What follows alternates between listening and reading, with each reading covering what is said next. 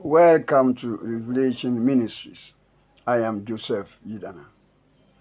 Now, most Christians use the phrase man of God loosely, not knowing exactly what it means. Now, there's a difference between a man of God and a servant of God. Though a man of God is also a servant of God, not all servants of God are men of God. A man of God sits on the seat of God. When a person enters in the dimension of the man of God, anything he touches becomes saturated with God. For instance, the bones of Elisha could raise a dead man back to life because he was a man of God. A man of God does not pray for miracles to happen. A man of God performs miracles. He works miracles by simply speaking.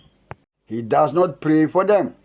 A man of God, because he sits on the seat of God, does not pray for healing to take place. He simply heals. Men of God have something that makes them divine. And an encounter with a man of God is like an encounter with God. And they can attend to you and take care of you and give you a God solution. When you meet a man of God, he's able to deliver something to you. A man of God can put his name in something and God will do it. He does not have to say in the name of Jesus.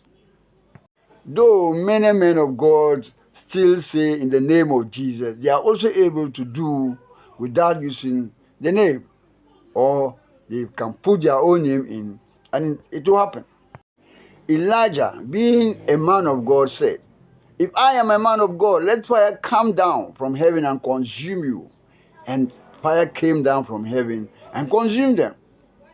Elijah did not pray for fire to come down. He simply spoke and fire came. A man of God means divine man, God man. So you see, not all pastors, not all bishops, not all apostles, not all prophets are men of God. Though pastors, apostles, evangelists, some prophets are servants of God, they are not men of God because they are not divine in their operation. They must pray through Christ. They must pray for things to happen. As you can see, very few men today are men of God. For instance, we have Pastor Chris of Nigeria, Prophet Hubert Angel of Zimbabwe, Prophet Lovey of the United States. These are men of God because they are divine in their operation. In many of Pastor Chris's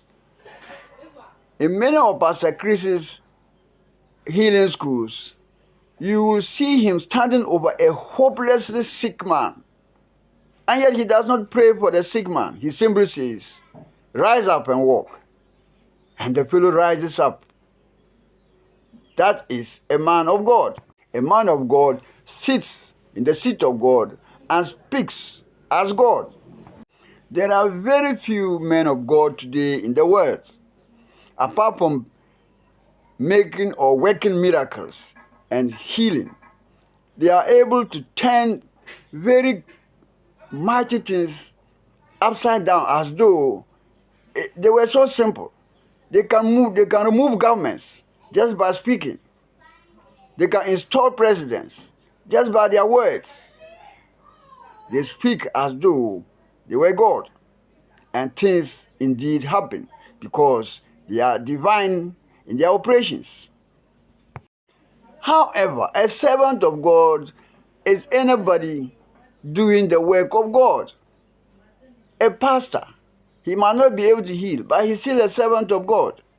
An apostle, an evangelist, all these are servants of God. But insofar as they do not sit in the seat of God, insofar as they are not able by their own selves or put their names to make things happen, they are not men of God. Most of those we call today men of God are simply servants of God. They are not able to do any of the things that are expected of a man of God.